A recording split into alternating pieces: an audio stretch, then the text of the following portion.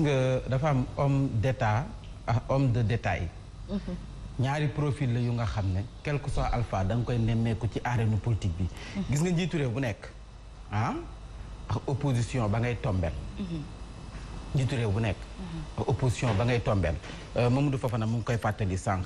gis nga nag yàlla bu la defee nga doon benn homme d'état.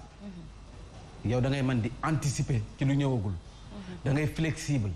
nangoo toog di waxtaan ngir mën a gérer fegu ci lu ñëwagul mais benn nekkee homme de détail maanaam fi situation bi tollu tey rek noonu ngay réagir moo tax ñuy faral di nemmeeku yenn façon doxalin yi gis nga loo mën a waxal Abdoulaye Wade. man ko nangul ne c'est un homme d'état. man ko nangul ne li mu opposé wu moom fii ci Sénégal. gisaguma ko opposé wu. 26 ans mu opposé wu teg lu nekk. dugg kaso. mais pourtant bi waxtaan jotee dafa waxtaan. bi dugg ci nguur gi jotee pourtant dafa dugg ci nguur gi Mamadou Fofana wax na ko. Abdoulaye Wade ak président Macky Sall bi Macky Sall faloo amul lu ñu déggul si ñoom ñaar.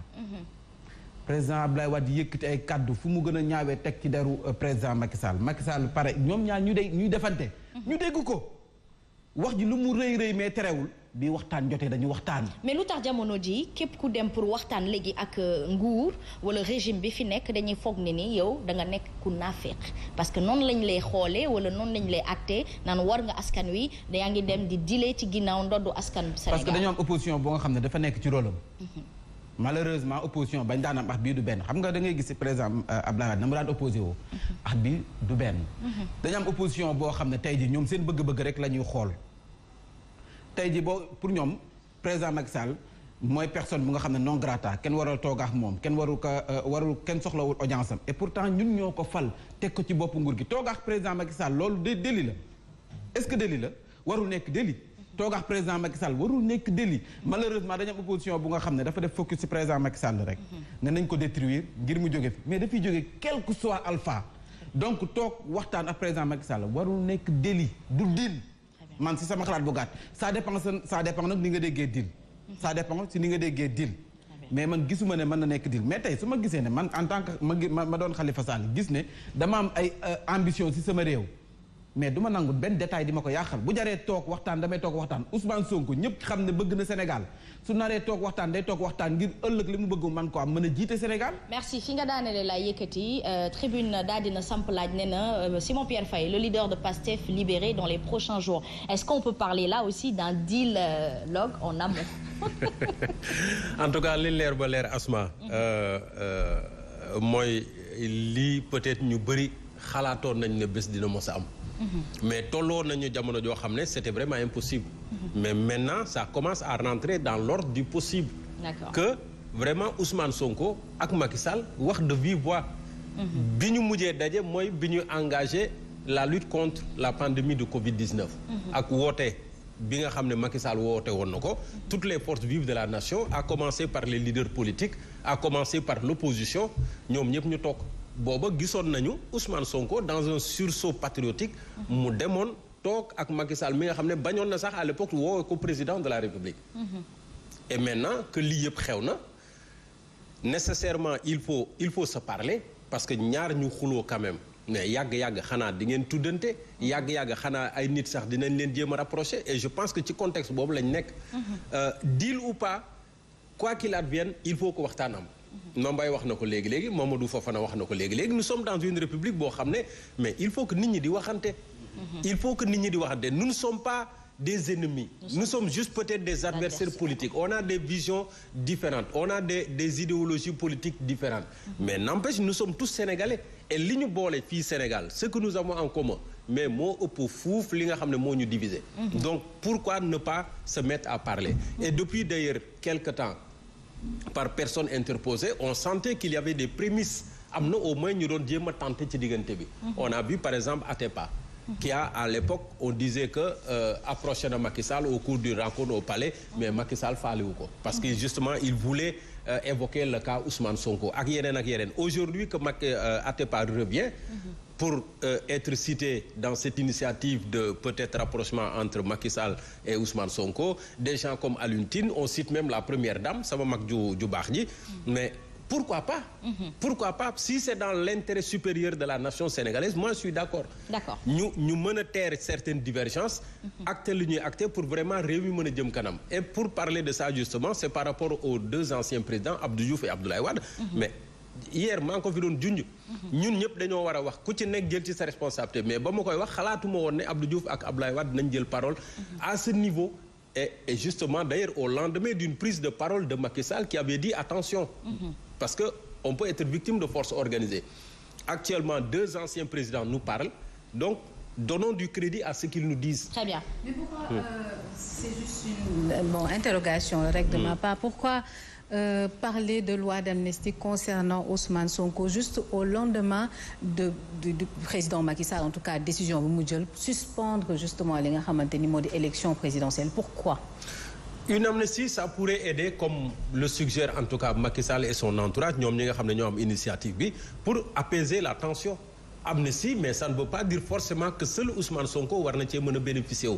Parce que l'amnistie efface des faits. Parce qu'on parle de détenus politiques aussi. Sur une période. Oui. Bon, période boobee, on dit que ça va couvrir les événements de mars 2021 ak juin 2023. On verra bien, le libellé sera quoi? Quelle sera cette période? Quels seront ces faits qui seront amnistiés? Et après, qui pourrait en bénéficier? Tant mieux. Amnistie veut pouvoir dire peut-être qu'il peut peut-être être candidat pour ces élections. Ça dépendra de la loi. Voilà, tout à fait. mun na am ay faits criminels. mun na nekk crime économique. mun na nekk crime yi nga xam te ni moom moo am au cours de ces événements du 23 si vous voulez le 3 mars. mun na nekk également ay yoo xamante ne ni déchéance électorale bi. Parce que n'oubliez pas que Ousmane Sonko précisément moom article 30 bi nga xam ne moom nañ gàll ci ndoddam. mais article 30 boobu lu mu wax dafa leer. donc bu fekkee ne dañ la daaneel ci lu jëm ci lu mel ni wàllum diffamation. mais mën nga dañ lay dindi ci inscription liste électorale yi et mën na dem ba 5 ans. et loolu ñu bëri bàyyiwoon ci xel. et si on organisait si vous par exemple les élections le 15 décembre.